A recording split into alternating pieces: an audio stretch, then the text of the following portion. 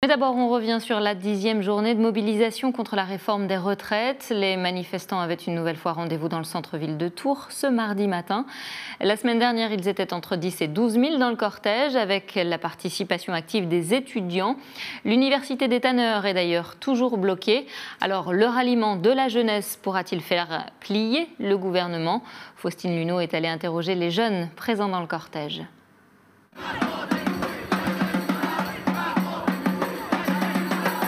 La jeunesse dans la rue, c'est encore le cas ce mardi pour la 10e journée de mobilisation contre la réforme des retraites.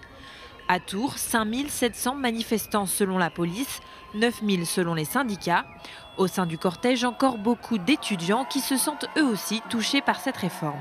Nos parents, ils sont quand même concernés, donc forcément ça nous concerne aussi, nos familles, et même en solidarité même avec les travailleurs, etc. On sait que ça peut être compliqué et on sait ce que ça implique.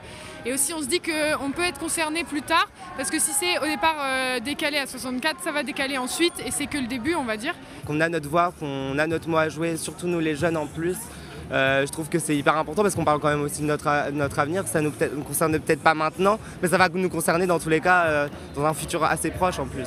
Des jeunes qui se sentent concernés mais pas écoutés. Au-delà de la réforme des retraites, c'est un ras-le-bol général qu'ils expriment.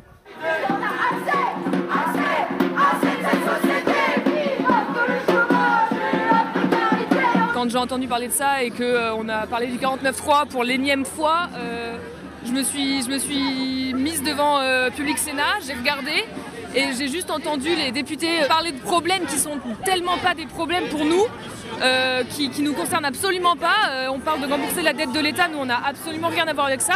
Les syndicats étudiants se sont joints au mouvement dès les premières manifestations, mais c'est depuis l'adoption de la réforme le 20 mars dernier que les jeunes se font particulièrement entendre dans les cortèges.